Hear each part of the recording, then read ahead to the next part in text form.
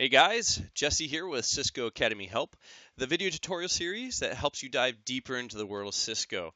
My goal for this video tutorial series is to help illustrate the information that you're learning within each week of your reading and how that relates to the labs and packet tracers they have you go through. Again, you might find video tutorial series that go fast or just teach you what you need to do to be able to get the homework done, but my goal is here to dive deeper into the information that they're trying to teach you to help you be able to do your job later as your career continues. So today's packet tracer is 9.1.4.6, subnetting scenario 1 right here. Up to this point in your reading this week, you've learned about planning out your company and how subnetting works, what an IP address is, and what a subnet mask is, and the importance of calculating how many network bits you need and how many host bits you need to be able to subnet out an IP address. Now, an IP address is just an address you assign to different devices or gateways, but the subnet mask, which is very important when you talk about IPv4, helps you understand which portion of the IP address is used for network and which side of the which portion of IP address is used for host bits. Before we jump into today's packet tracer, I kind of wanted to give you some information to help bolster the information that they're talking about in this little Word doc that I have right here. I'm going to pull it up so that we can talk about it. This is the basic chart whenever I'm doing any IP addressing that I create or write, or for example, my dry erase board, like I've talked about in the past, I go ahead and I write down that information on that dry erase board so that I can be able to subnet properly. You don't want to be doing this stuff in your head. You want to either have it typed out or physically write everything out. As we look at the chart, we have this top section right here, which represents the amount of bits that we'll need for breaking up a full byte, which is an octet within your IP address. And again, there's 4 octets within an IPv4 address. Each octet is worth 1 byte, and 1 byte is worth 8 bits of information. Excuse me. So if I were to look at this Class C address that we have here, 192.168.100, and I break out go from a byte to a bit within the octet, you can see that there's 8 zeros within that. Okay?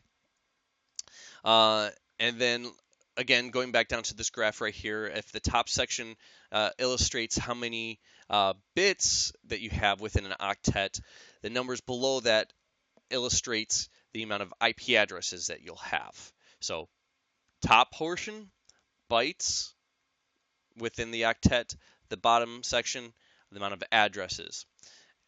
Remember that. It's very helpful for in the future, and I'll show you as we go through the scenario today how that relates to figuring out information on IP addresses as quickly as possible.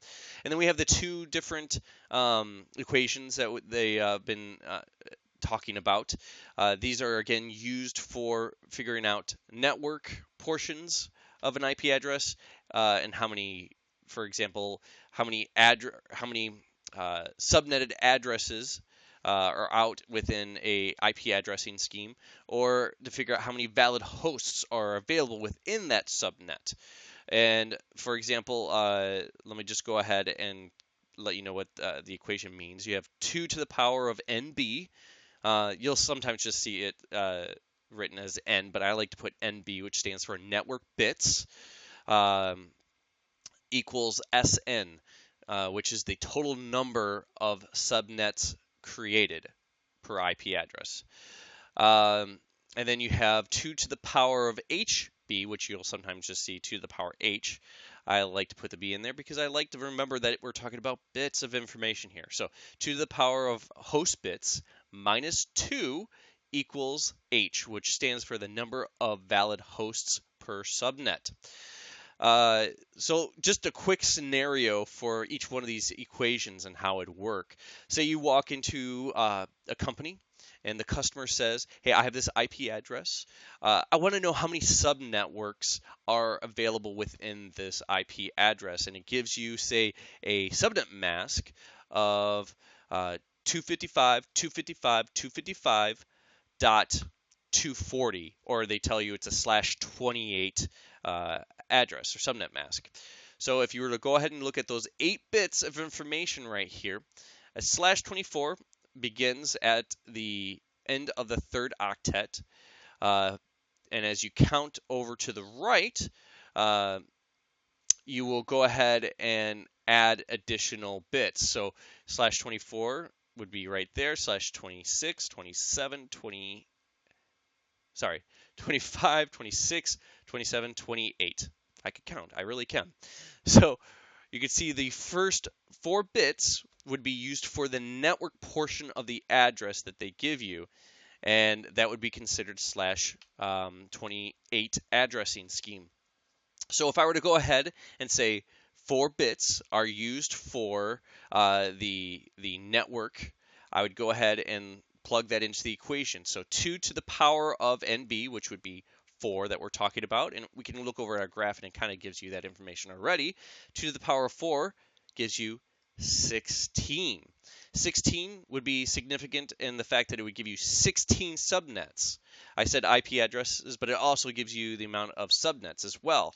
So in this case, it gives you 16 subnets that you can use to subnet out to different VLANs, for example, or different LANs within your overall network. But then again, say that he gives you an IP addressing scheme of a slash 29, for example, and he wants to know how many hosts are available for handing out to different end devices. So you go over here and you say, well, okay, that's slash 25, 26, 27, 28, 29, which a subnet mask for that would be 255, 255, 255, 248. Okay, so you just add up all these bits, and that's what that would equal up to be. So that leaves you with 3 bits for hosts. So you go ahead and you plug that into the equation. 2 to the power of host bits minus 2 equals the amount of hosts that you have. So it kind of gives you, right here on the graph, the information for that. So 2 to the power of 3 bits, right there, 3 bits, gives you 8 minus 2, just like the equation says, gives you 6 IP addresses that you can use for end devices. Might seem like it's kind of confusing, but we will definitely go through this as we go through the lab so you can see how that's illustrated even further and different ways you can use this chart to go ahead and give you all the information you need for subnetting. So let's go ahead and minimize that and scroll down to our today's scenario. The scenario is, in this activity, you are given a network address of 192.168.100.0/24 to subnet and provide an IP addressing for the network shown in the topology. Each LAN in the network requires enough space for at least 25 addresses for end devices, the switch, and the router. The connection between router 1 and router 2 will require an IP address for each end of the link. As we go down to part 1 here and starts asking you some questions for when you design your overall LAN, it says design an IP addressing scheme. Question 1, based on the topology, how many subnets are needed? So we go ahead and we look over at our topology within the packet tracer, and you can see that they go ahead and give us a LAN right here, a LAN right here, a LAN right here, a LAN right here, and a LAN between the 2 routers as well. So that's a total of 1, 2, 3, 4, and 5. So the answer to A, pretty simple, is 5. We go down to question B. How many bits must be borrowed to support the subnets in the topology table? All right, so like I just kind of mentioned, let me pull that up again. We can use this graph to figure out your host addresses as well as your network addresses. So you go ahead and you say, as a quick shortcut, does 5 fit into 1? No, absolutely not. Does 5 fit into 2? No. 5 fit into 4? Getting closer. But does 5 fit into 8? Yes, 5 fits into 8. So you say, as you look up to your power 8 here, you need 3 bits for your network portion of that IP address. So how many bits will you need to borrow from the IP address? 3 for the subnets. As we go down to question C, how many subnets does this create? Well, as I pointed out right here, 2 to the power of 3 equals 8. So that leaves you with 8 subnets, that is. So you go ahead and you pop in 8 here. Pretty simple thus far. Question D, how many usable hosts does this create per subnet? All right, so we've gone ahead, and if we look right here, we've borrowed 3 bits for our network side. That leaves us with 5 bits for hosts.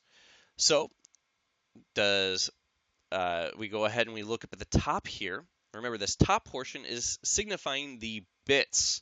So we say 2 to the power of 5 bits, gives you 32, right? 32, as we look at our equation right here, minus 2 equals 30. So that will give us 30 valid hosts per subnet. So again, how many usable, make sure you pay attention, it says usable hosts does this create per subnet? 30. That's your answer. All right.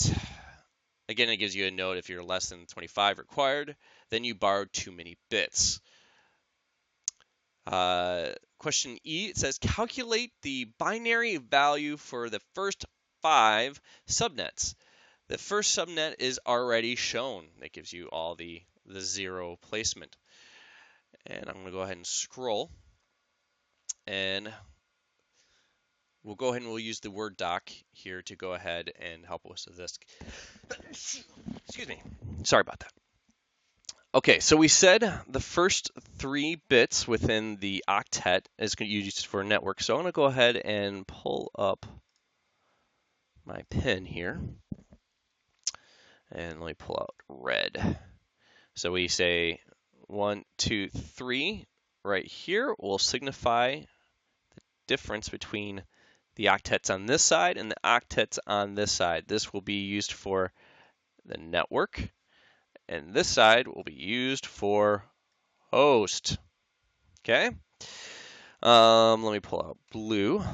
So we're going to go ahead and subnet the network side of this.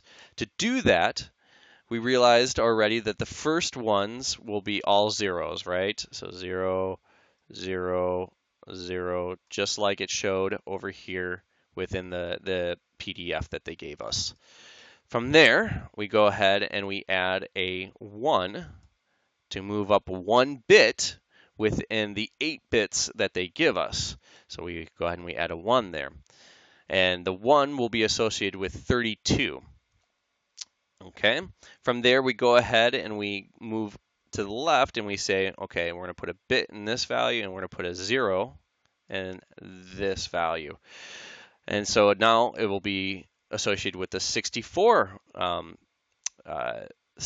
bit.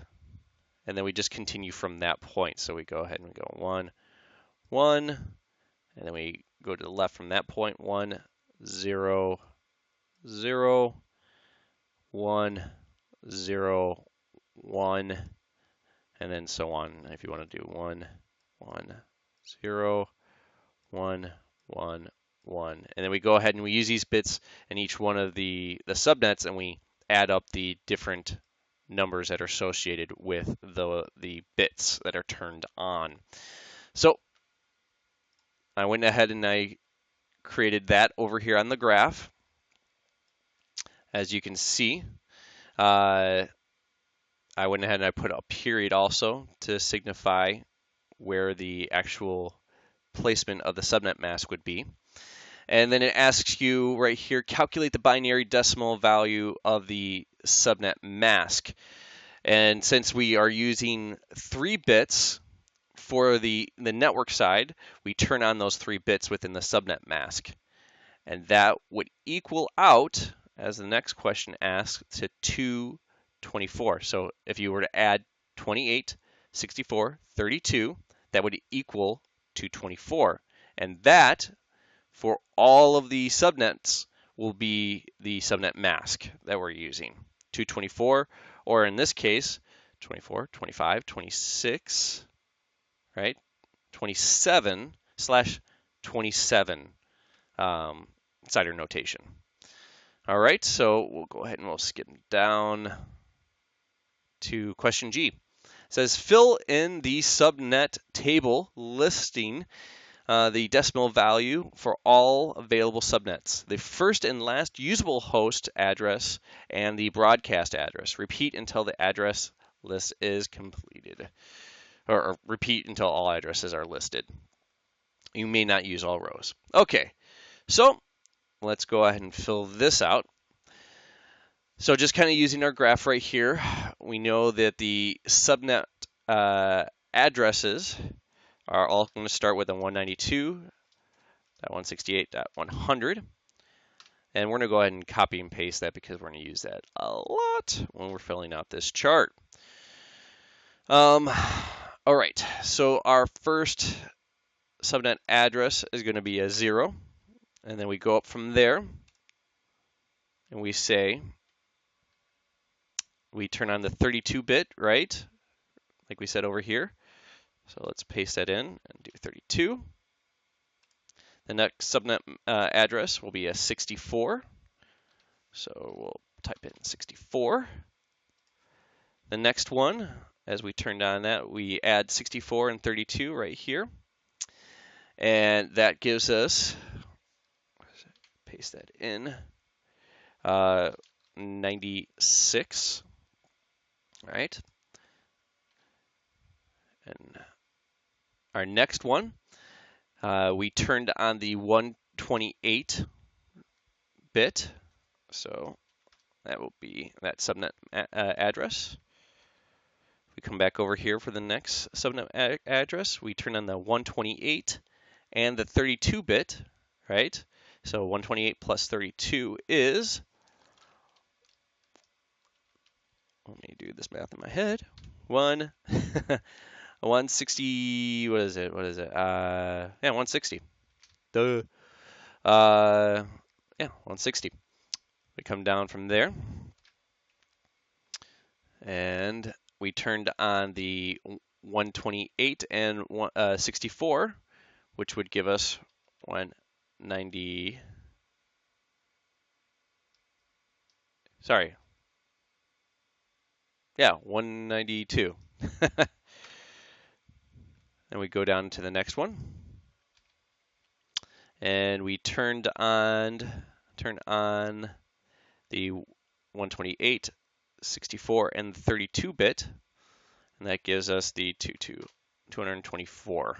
So there's our subnets from 0 to 7. That's all 8 of them. Okay, and then it asks for their first usable host address. And that again, 192.168.100.1. That's going to be our first usable address, which we'll assign to our default gateway. And then it's asking for the last usable address. I typically don't like to start right there. I like going right to the broadcast address. The broadcast address will be the last address within a subnet because it uses that address to broadcast out. And the reason why I like going to this one, because I can just look at the next subnet mask or subnet address and see that 32 would be the next one. So the one previous to that would be 31. So you can pop in 31, and then the last address will be right before the broadcast address, which would be a 30. Okay. Let's go from there. First usable address would be 33. And the last address, the broadcast address, would be 63. So the last usable address would be 62. Okay. Again, 192.168.100.65 would be the first usable address. And the broadcast address would be 95. And then the last usable IP address would be 94. And so on and so forth. We'll just continue to do this real quick.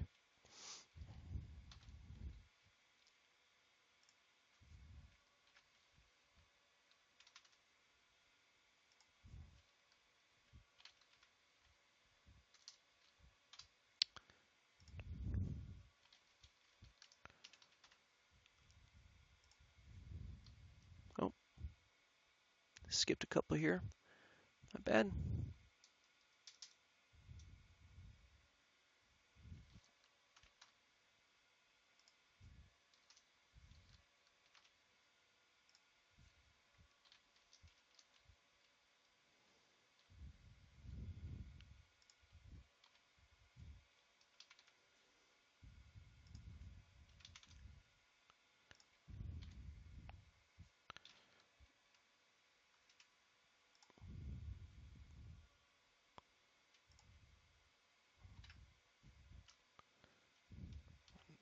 One, 90.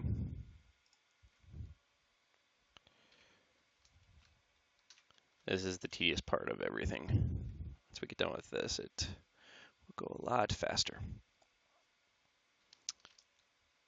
And this is 223, 222.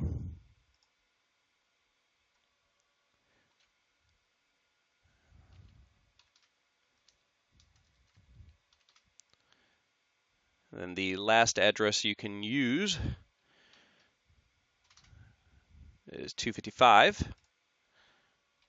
And so the last usable address is 254. All right, so we have assigned all of that. Okay, step 2, assigning the subnets to the network shown in the topology.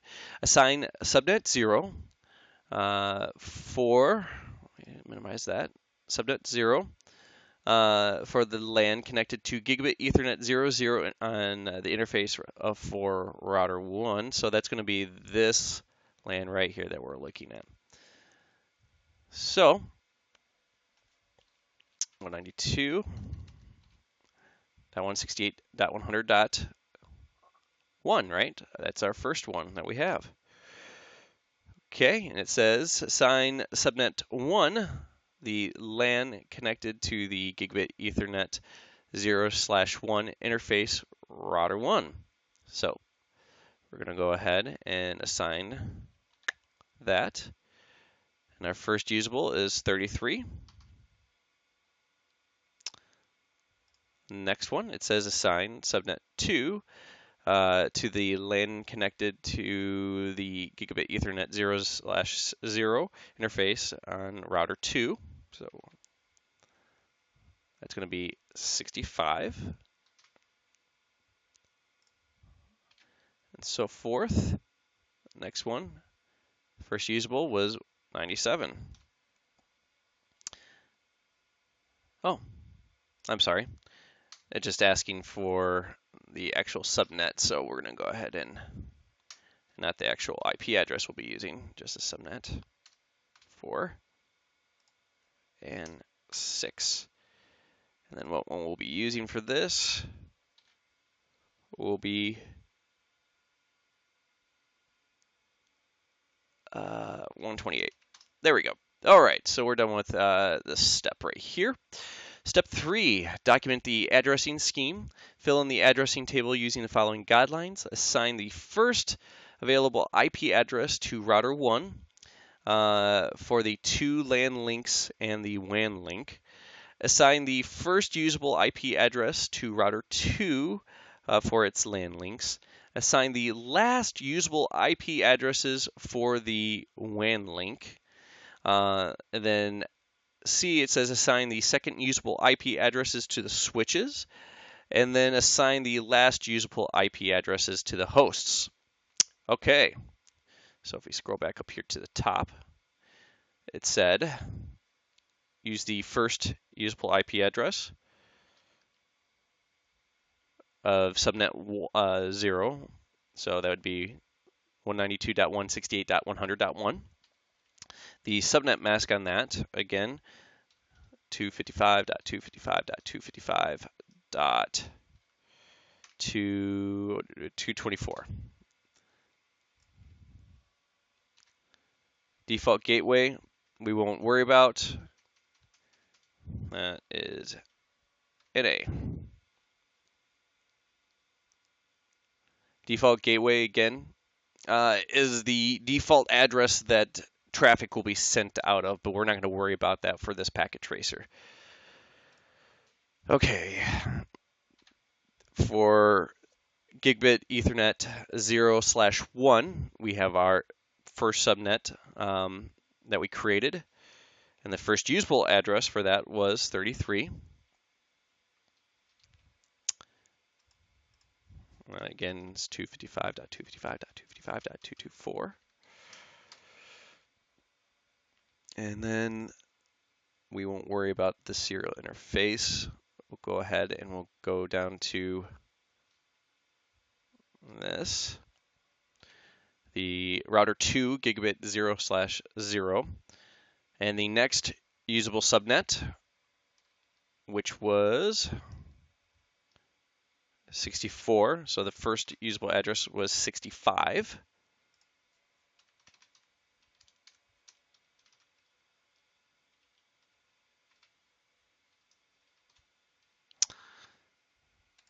And then for the router 2 gigabit Ethernet 0/1 interface, we used the 96th subnet.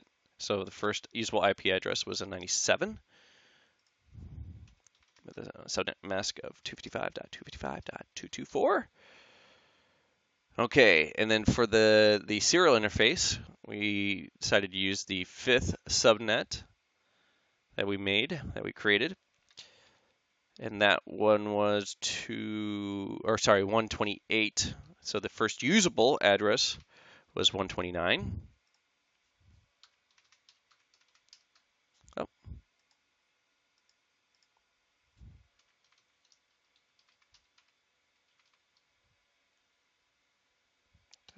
Four.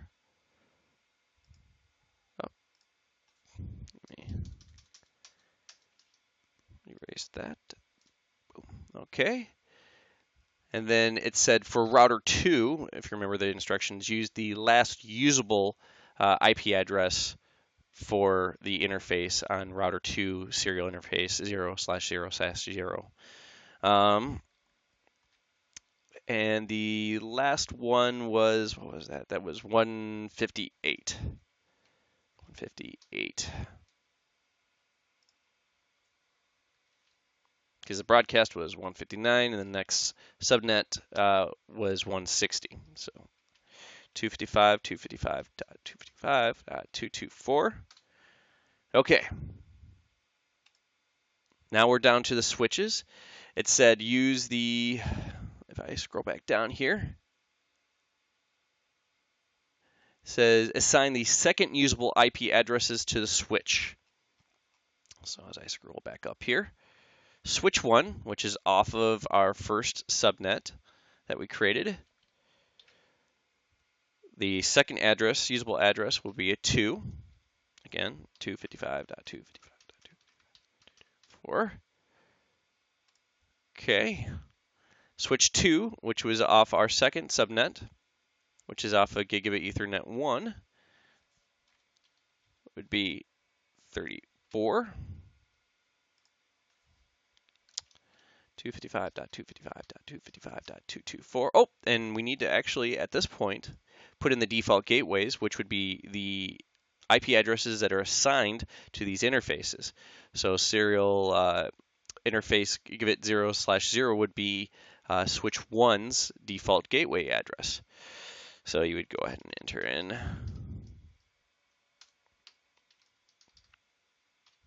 1, 33. So we can continue now. Switch 3, which is on our third subnet, which is off of router 2's gigabit 0/0. The next usable address for that would be 66. The subnet mask of, goodness gracious, not goodness gracious, but 255.255.255.224 with a default gateway of 192.168. Goodness gracious. To about 65. Yeah, that's it. Next one for switch 4, which was on our fourth subnet, would be 98. And then a subnet mask of 255.255.224, and a default gateway, which is the router 2's IP address for gigabit 0/1, which is 192.168.100.97. All right. Now down to the actual hosts, or the PCs. It said assign the last usable IP addresses to the hosts. Okay. And if you remember, for that, the last usable IP address for the first network is 30. Again, the same subnet mask.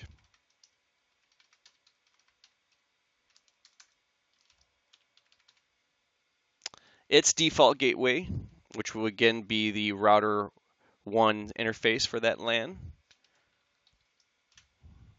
be 1.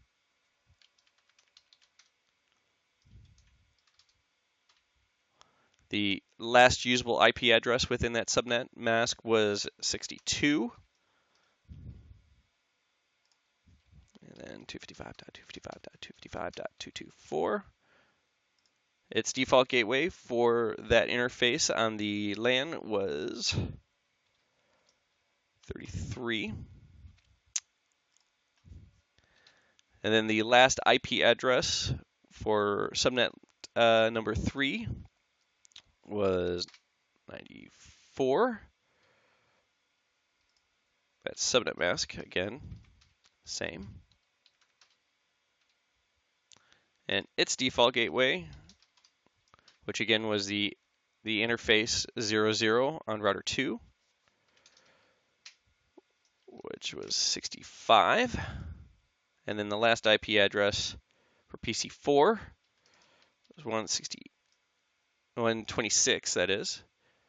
And the subnet mask 255.255.255.224 with the default gateway, which was the router 2's gigabit 0/1 interface, is 97. Okay, we got it. We have our IP addressing scheme. From there, we have part 2, assign IP addresses to the network devices and verify connectivity. Most IP addressing is already configured on the network. Implement the following steps to complete the IP address configuration. Step 1, configure IP addresses on router 1 LAN interface. So let's pull up router 1, scoot this over, pull up the command line interface. Let's get out of user and privilege, and we're going to go into configuration mode by typing conf-t. We're going to go into the interface.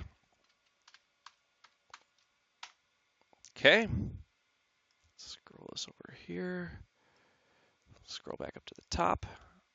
And so the IP address for that was 192.168. Oop. Let's tell it it's an IP address. So I have an IP4 address. .100.1 with the subnet mask that we'll enter in 255.255.224. Okay, and then make sure you bring the interface up and online by typing no shut. Okay, and then we're going to jump over to the gigabit interface 0/1. So we'll just arrow up, put 1. Okay, IP address 192.168.100.33. The subnet mask of 255.255.224. Bring that interface up, no shut. Okay, and then we'll jump into the serial interface. Interface serial 0/0/0. IP address 192.168.100.129. Subnet mask of 255.254. And no shut on that. And if we do a show IP interface brief, you can see right here we have the 3 interfaces assigned with those IP addresses, and they are all in the up position. And if we actually were to pop out, we can see right now we have all green lights. Very cool.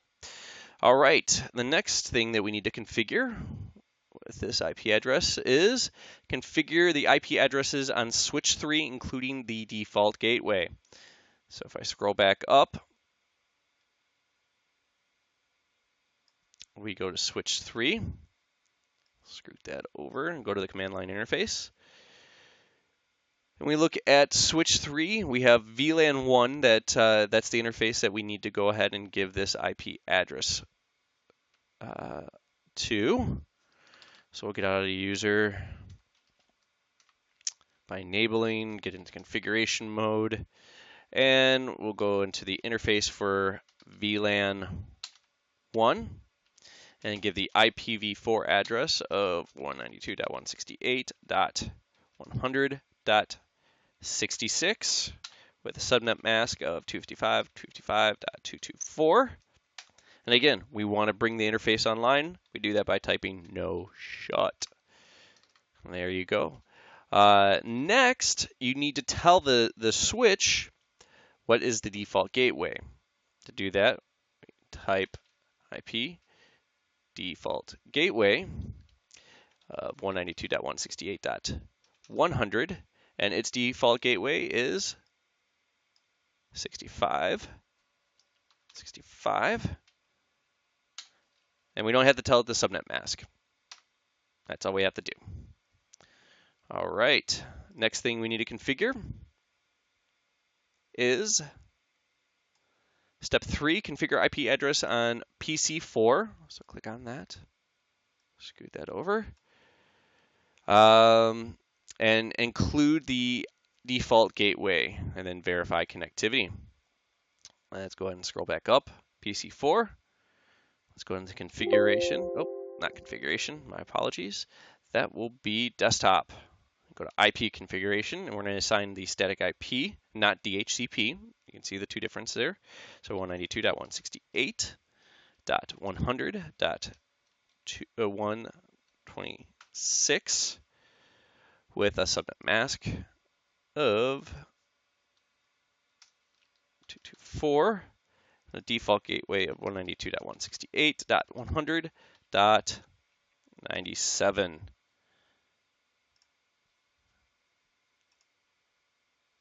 And we can go ahead and pull up a command prompt if we want. And let's ping our default gateway. 97. And sure enough, we have communication. It's talking. Excellent.